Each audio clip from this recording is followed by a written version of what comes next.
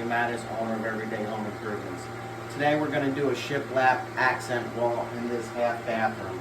So it's a really easy process, and you can make any wall in your house have a little pop, if you will. So we're just using this shiplap here. This is 7 1/4 by 5/8 by 8 feet. First thing you're going to want to do is you're going to want to mark all your studs out on the walls. Find your studs on the wall, take a level and create a level line going from the ceiling down to the floor.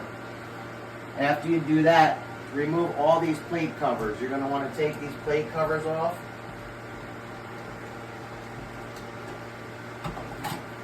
And then you're going to want to take your light fixtures or anything else off if you're in a bathroom. If you're on a regular wall, then you're just going to want to find your studs and put the level. You're going to want to start at the top of the wall. Go from the ceiling down. And it's very simple. It's basically a tongue and groove method. So this board, as you see, has an overlap that goes against the wall.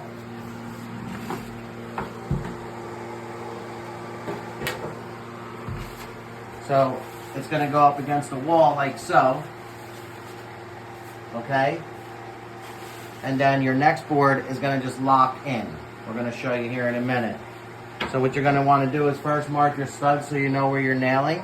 And then in this room, like in this room, it's not a very big room. So you can do seamless if you want, meaning you could take one board and make it from one side to the next and have no seams basically down the whole wall. Or if you wanted to have seams, you would just basically make sure that you land on a stud. A stud is 1.5 inches wide. So if you mark the middle of your studs, you could stay, within 3/4 of an inch with each board. You have plenty of room to make a nice clean butt and to get a nail in each one of those. So once you found your wall and determined whether you want to go seamless or seams and you marked your studs out, you're going to start from the top. So when you put your first board at the top, you're going to want to take a level and make sure that that board is very level. What else you're going to want to do is, as you can see on our first board, there's a groove on this side, and there's a groove on the bottom half also.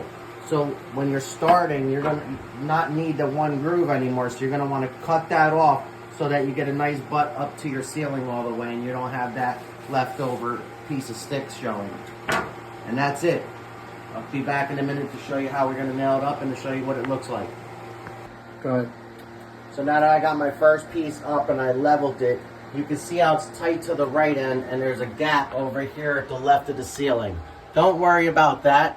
We're going to cover that up with a piece of quarter round or shoe molding or something. You want your board to be level. That's more important. So whatever that is, it is. We'll cover that with a piece of molding later.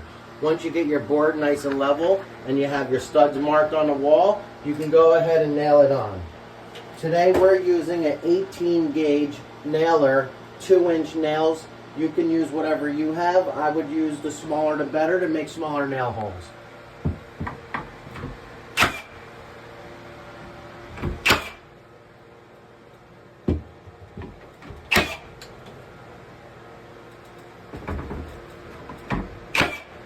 So you're going to want to shoot to the top. You're going to want to keep your nails on your first board only at the top, because your next board is going to go underneath, and then you can nail through there, through both of those pieces, and then again you're not going to nail the bottom. We're going to go ahead and remove this bracket, and we'll reinstall it once we have our boards on. Use a piece of scrap to tap pieces together. Then you can nail on top once they're both together and on the board itself.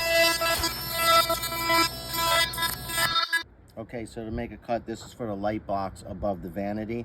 So to make our cuts, we're using an oscillating tool, and you're going to want to make sure that you wear eye protection, ear protection, gloves, and any other safety protection that is required for the job.